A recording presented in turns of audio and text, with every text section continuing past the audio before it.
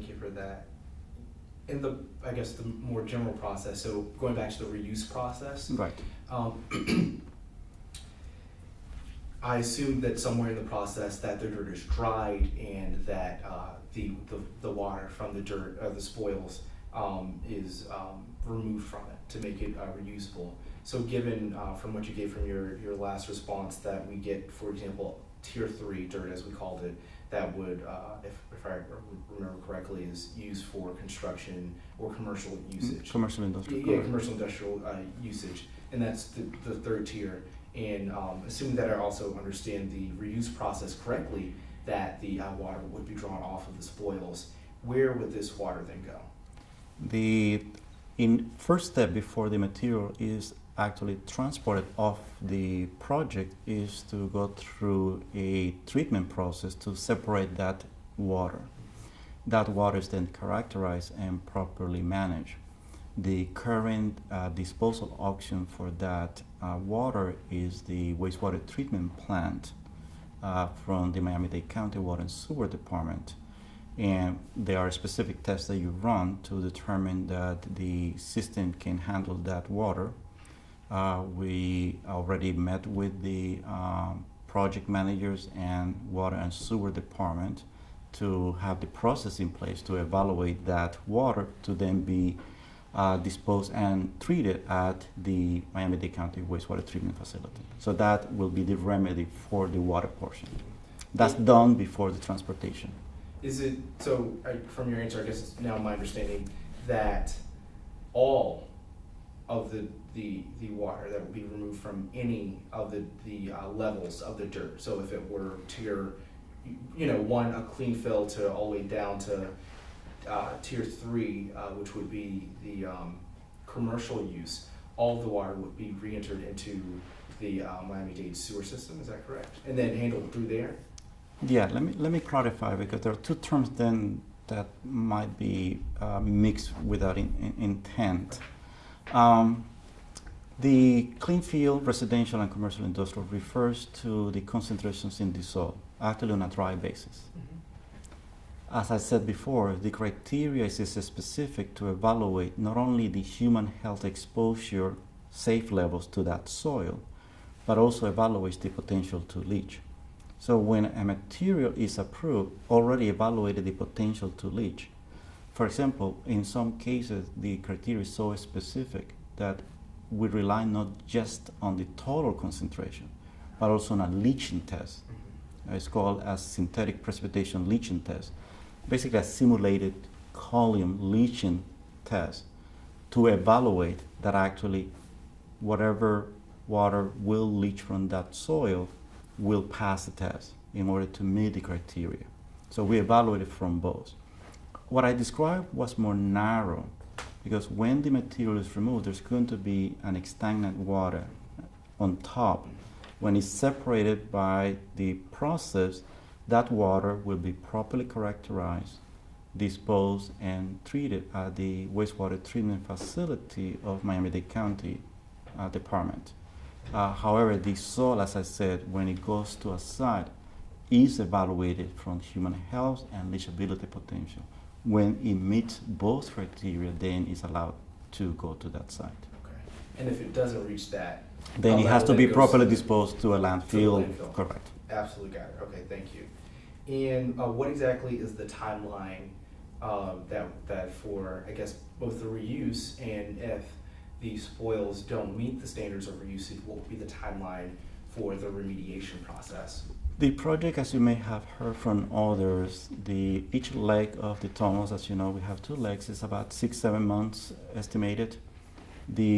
So that's the answer to your first question. The second question depends when we receive the sample results. Some sample results take a few days, some others will take maybe a week, or etc.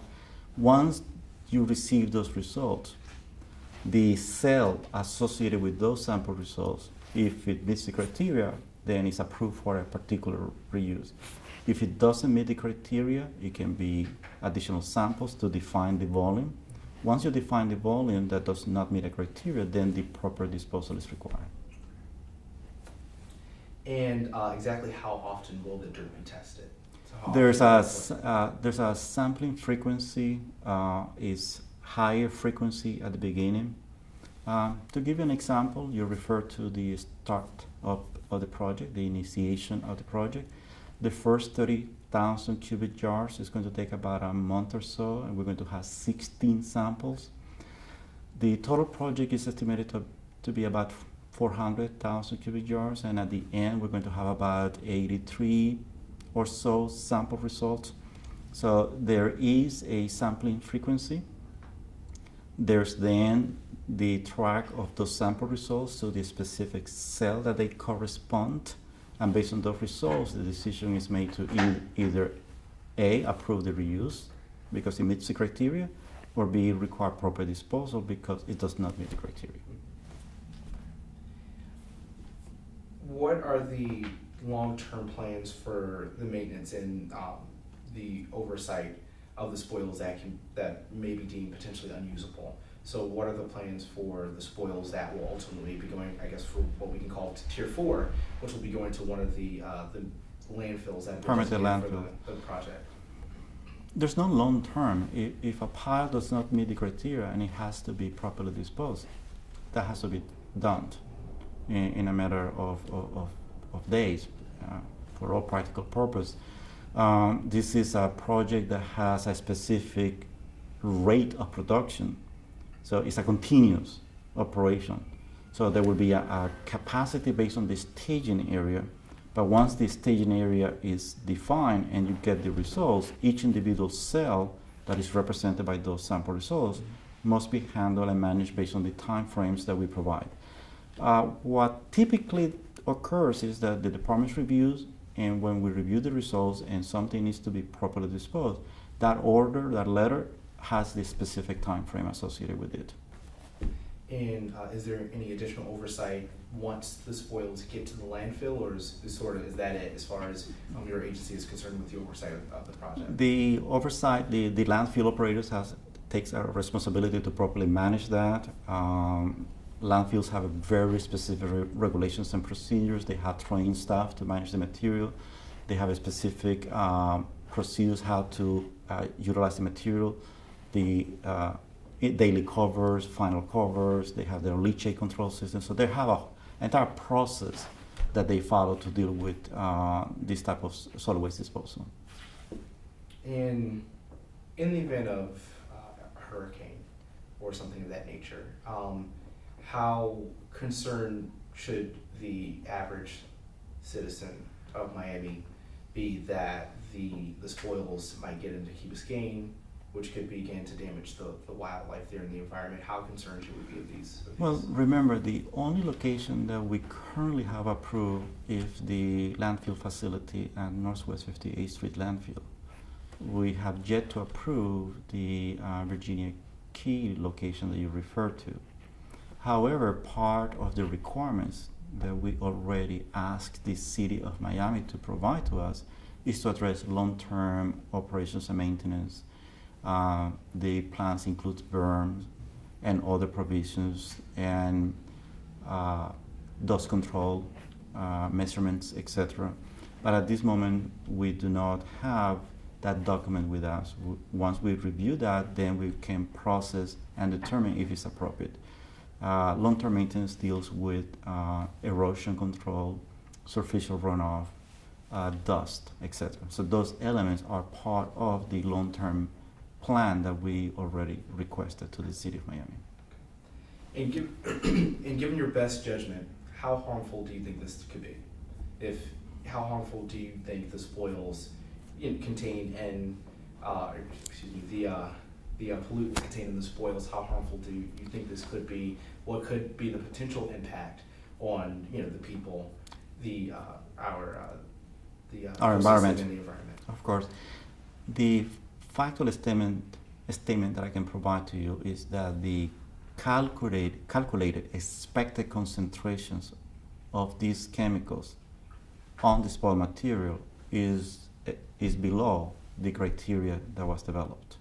However, we don't rely on our calculations. We rely on actual measurements via the lab to compare to the criteria for those chemicals that we determined that was necessary. So the data is what it is, the calculated.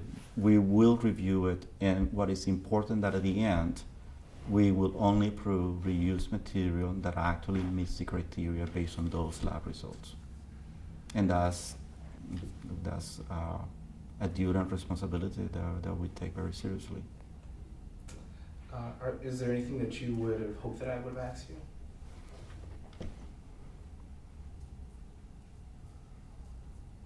I think more than a question, the emphasis in the beneficial element of reuse. I think that's something that, as an education outreach effort, is an important element that is missed sometimes. I think it's part of our green initiatives and to look at these projects. Anytime that there's an opportunity to have a beneficial reuse of concrete rubbish or other elements that can be reutilized is an important element, such as the plastic bottle. If we can have a beneficial reuse, that's a benefit. So I think that's the message that I would like to share with you, is to emphasize that. Thank you. You're very welcome. All right, your wish.